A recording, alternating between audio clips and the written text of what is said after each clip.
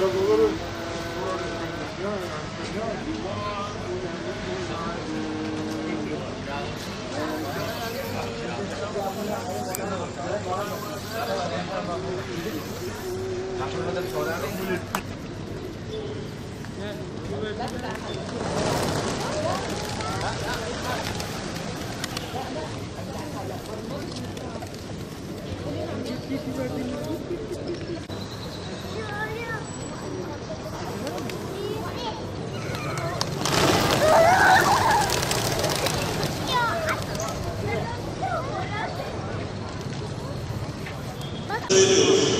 Tamam, seni koruyacağız.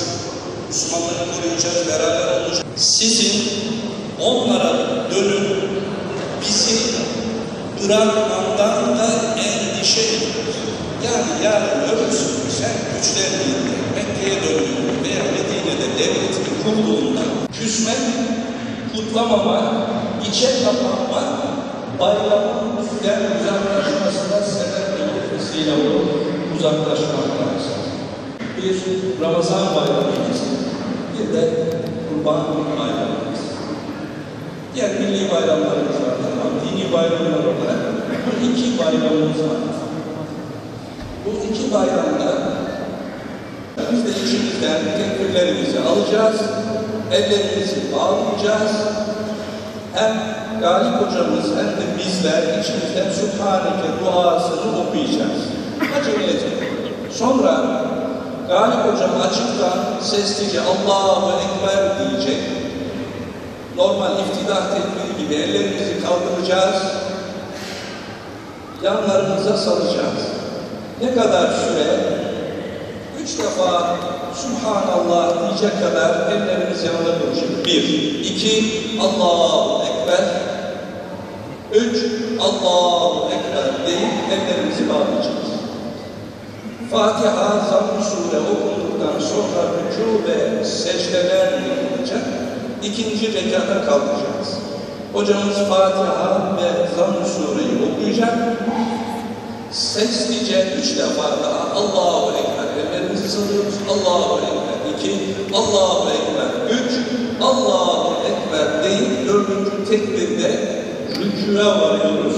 Secdeleri yapıyoruz ve namazımızı bu şekilde tamamlamış oluyoruz. Onlardan ayrılmadan niyetimizi böyle tutarsak, kul hakları hariç bütün günahlardan barışlama, kurtulabilmemiz mümkün değerlidir.